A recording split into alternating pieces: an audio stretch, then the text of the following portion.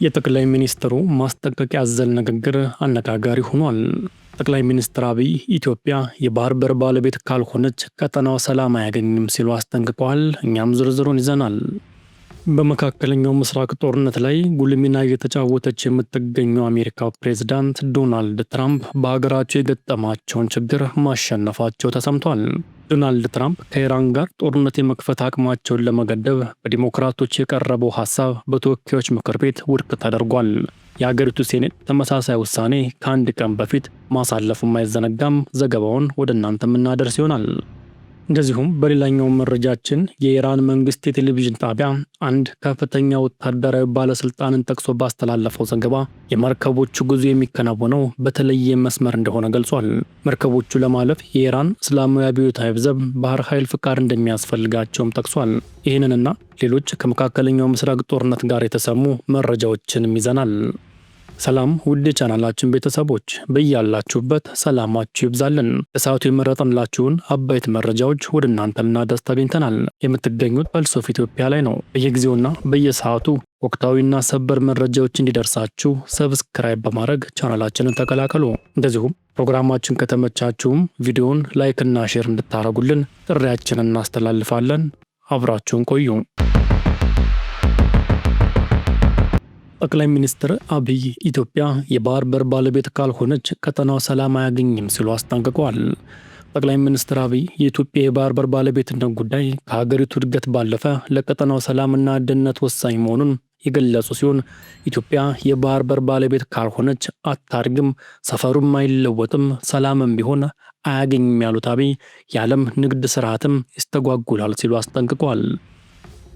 በሁለት ክፍል ተሰናድቶ ለሁለት ተከታታይ ቀናት ለመንግስት ቅርበት ባላቸው መገናኛ ብዙሃን ሁሉ በተመሳሳይ ሰዓት በተላለፈ ቆይታቸው እንዳስገነዘቡት ወደ ኢትዮጵያ የሚገቡ ምርቶች በባህር በር እጦት ምክንያት ከጎረቤት ሀገራት እስከ 30 በመቶ የሚደርስ ጭማሪ ዋጋ እንደሚጣልባቸው፣ የሎጂስቲክ ቅልጥፍናም እንቅፋትም በተመሳሳይ ከፍተኛ እንደሆነ ጠቅሷል።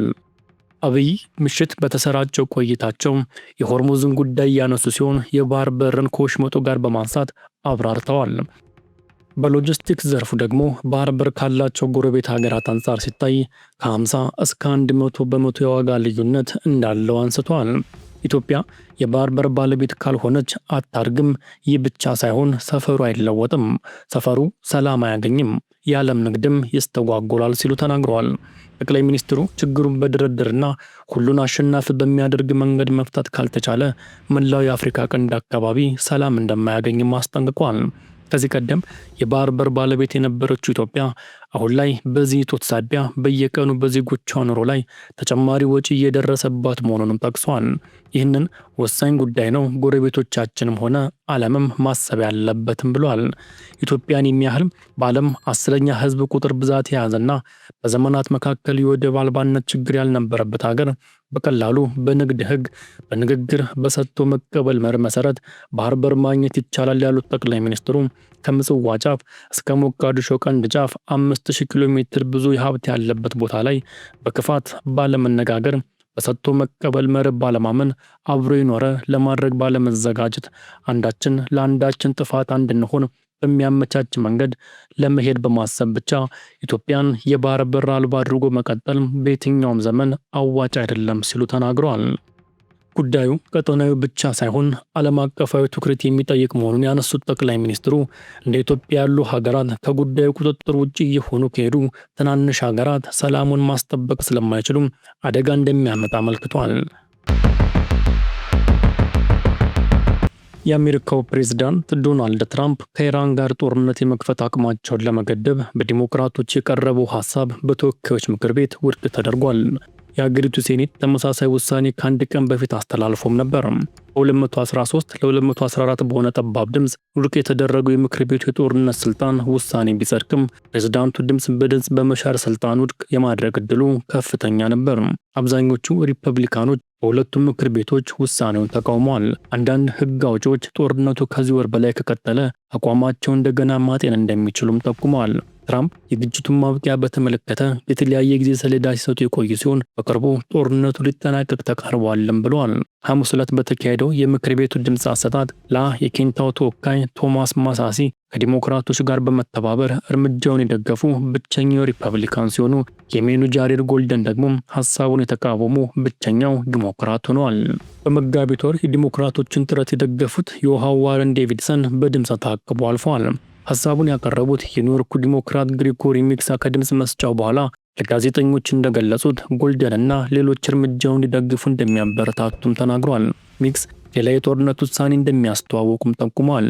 ይህም በጦርነት ላይ የኮንግረሱን የበላይነት ለማጽደቅ የሚደረገውን ጥረት እንደሚቀጥሉ ዲሞክራቶች አመልክተዋል። ባለፈው ወር ተመሳሳይ ውሳኔ ለማጽደቅ የተደረገው ሙከራ በጠባብ ድምፅ አልተሳካም።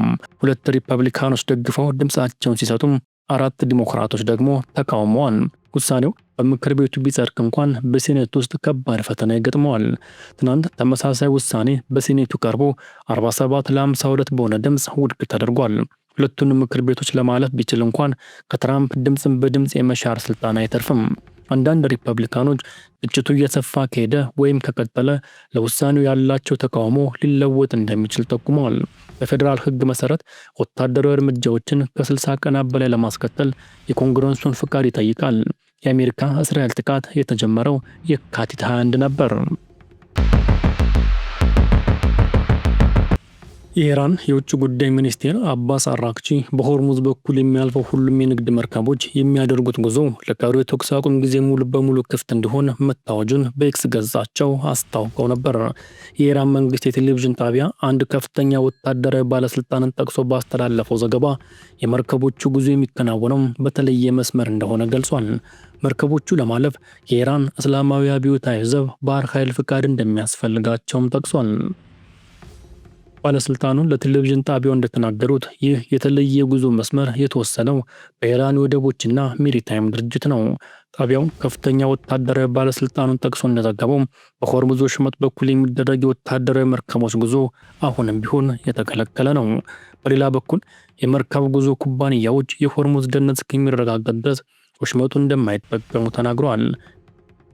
አንድ የነዳጅና የጋዝ ጫኝ መርከቦች ኦፕሬተር ለጊዜው የኢራን መግለጫ ምንም የሚቀይረው ነገር የለም ብሏል። አላስፈላጊ አደጋ ውስጥ መግባት አለብን ብለን አናስብም። የኩባንያችን በወሽመጡ በኩል ቀድሞ የሚያልፍ ተቋም እንሆናለን የሚል አቋም የለውም ሲል ገልጿል። በቀጠናው የሚገኙ ነዳጅ ጫኝ መርከቦች ኦፕሬተር የሆነው ስቴና በልክ የተሰኘው ኩባንያ በበኩሉ ሁኔታውን በቅርበት እየተከታተለ መሆኑንም አስታውቋል። እያንዳንዱ ጉዞአችን ውሳኔ የሚመሰረተው የሰራተኞቻችንና የመርከቦቻችን ደህንነት ላይ ነው። ደህንነቱ የተጠበቀ መሆኑን እስካላረካን ድረስ ጉዞ አንጀምርም ብሏል። በሌላ ዜና ፕሬዝዳንት ዶናልድ ትራምፕ ከአሜሪካ ከዚህ ሳምንት መጀመሪያ አንስቶ የወሰደችው ወደ ኢራን ወደቦች የሚደረግ ጉዞን የማገድ እርምጃ ቴህራን ስምምነት ላይ እስከምትደርስ ድረስ በሙሉ ኃይልና ተፈጻሚነት እንደሚቀጥል ተናግሯል። ኢራን ዘግታ የቆየችውን የሆርሙዝ ወሽመጥ ለቀሪዎቹ የተኩስ አቁም ቀናት እንደምትከፍትም ተናግራለች። ፕሬዝዳንት ትራምፕ ለዚህ እርምጃ ምስጋና የሰጡበት የትሩዝ ሶሻል ማህበራዊ ሚዲያ ገጽ ጽሑፍ ከለጠፉ በኋላ ሌላ መልእክትን አጋርተዋል። ሆርሙዝ ቢከፈትም ከኢራን ጋር ያለን ጉዳይ 100% እስኪጠናቀቅ ድረስ በኢራን ላይ የተደረገ የባህር ኃይል እገዳ በሙሉ ኃይልና ተፈጻሚነት ይቀጥላል ብለዋል። አብዛኞቹ ነጥቦች ድርድር የተደረገባቸው በመሆኑ ይህ ሂደት በጣም ፈጣን መሆን አለበት። ለዚህ ጉዳይ ለሰጣችሁ ትኩረት አመሰግናለሁ፣ ፕሬዝዳንት ዶናልድ ጄ ትራምፕ ሲሉ ውሳኔያቸውን አስታውቋል። አሜሪካ ወደ ኢራን ወደቦች የሚጓዙ ወይም ከዚያ የሚመጡ መርከቦች ላይ እገዳ የጣለችው ሰኞ ዕለት ነበር። እንደዚሁም ወደ ሌላኛው መረጃ ስናመራ ሊባኖስና እስራኤል የደረሱት የ10 ቀን የተኩስ አቁም ስምምነት ከመጀመሩ አስቀድመው ከቢቢሲ ጋር ቃለ መጠይቅ ያደረጉት የሂዝቦላ ከፍተኛ አመራር ዋፊቅ ሳፋ ቡድኑ መቼም ጭራሽ ትጥቅ እንደማይፈታ ተናግረዋል። የእስራኤሉ ጠቅላይ ሚኒስትር ቤንያሚን ኔታንያሁ ሂዝቦላን ትጥቅ ማስፈታት በቀጣይ ከሊባኖስ መንግስት ጋር ለሚደረግ ድርድር የተቀመጠ መሰረታዊ ጥያቄ መሆኑን ተናግረዋል። ስለ ትጥቅ መፍታት የጠየቁት ሳፋ ግን ተገቢ ተኩስ አቁም ትክክለኛ የሆነ እስከሚደረስ አይደረግም ብለዋል። እስራኤል ለቃ እስካልወጣች ድረስ አይሆንም። እስረኞች ከመመለሳቸው፣ የተፈናቀሉ ሰዎች ወደ ቀያቸው ከመመለሳቸውና መልሶ ግንባታ ከመጀመሩ በፊት ትጥቅ መፍታት አይኖርም። እስከዚያው ድረስ ስለ ሂዝቦላ የጦር መሳሪያ ማውራት አይቻልም ሲሉ ቅድመ ሁኔታዎችን ዘርዝረዋል። ቤሩት ውስጥ በሚገኝ የመኖሪያ ህንፃ ላይ የተደረገው የቃለ መጠይቅ በሄዝቦላና በቀጠናው ያጋሩ ኢራን መካከል ያለውን ቅንጅት ያሳያል። ሄዝቦላና ኢራን በአንድ ሰውነት ውስጥ ያሉ ሁለት ነፍሶች ናቸውም ብለዋል። ያለ ኢራን ሄዝቦላ ሊኖር አይችልም፣ ያለ ሄዝቦላም ኢራን አትኖርም ሲሉ በሁለቱ አካላት መካከል ስላለው ሃይማኖታዊ፣ ህጋዊና ርዕዮተ ዓለማዊ ግንኙነትም ተናግረዋል። የሺያ እስልምና ፖለቲካዊና ወታደራዊ ቡድን የሆነው ሄዝቦላ እንደ አሜሪካ፣ ዩናይትድ ኪንግደም፣ እስራኤልና በርካታ የዓለም ሀገራት በሽብርተኛ ድርጅትነት ተፈርጇል። ቡድኑ የአሁኑን የመካከለኛው ምስራቅ ጦርነት የተቀላቀለው የካቲት ላይ ወደ እስራኤል ሮኬቶችን ከተኮሰ በኋላ ነው። ሄዝቦላ ይህንን ጥቃት የፈጸመው በኢራን ጠቅላይ መሪ ላይ ለተፈጸመው ግድያ እንዲሁም ከህዳር 2016 ዓ.ም አንስቶ እስራኤል በየቀኑ በሚባል ደረጃ ሊባኖስ ላይ ስትፈጽም ለነበረው ጥቃት በአጸፋ ምላሽነት መሆኑን ገልጿል። እስራኤልም ከፍተኛ የአየር ጥቃቶችን በመፈጸምና ደቡባዊ ሊባኖስን በእግረኛ ወታደሮች በመውረር ምላሽ ሰጥታለች። ሄዝቦላ ትጥቅ እስከሚፈታ ድረስም ይህንን ዘመቻ እንደምትቀጥል ተናግራለች። ሄዝቦላ ቅድሚያ የሚሰጠው ለሊባኖስ ጥቅም ወይም ለኢራን ጥያቄ የቀረበላቸው ሳፋ ያለምንም ጥርጥር ሄዝቦላ የሚመለከተው የሊባኖስን ጥቅም ነው ብሏል። ኢራን ተኩስ አቁም ላይ እንዲዳረስ ያሳደረችውን ግፊት ጨምሮ የምታደርጋቸው ነገሮች ሊባኖስን ማገዛቸውን ጠቅሷል።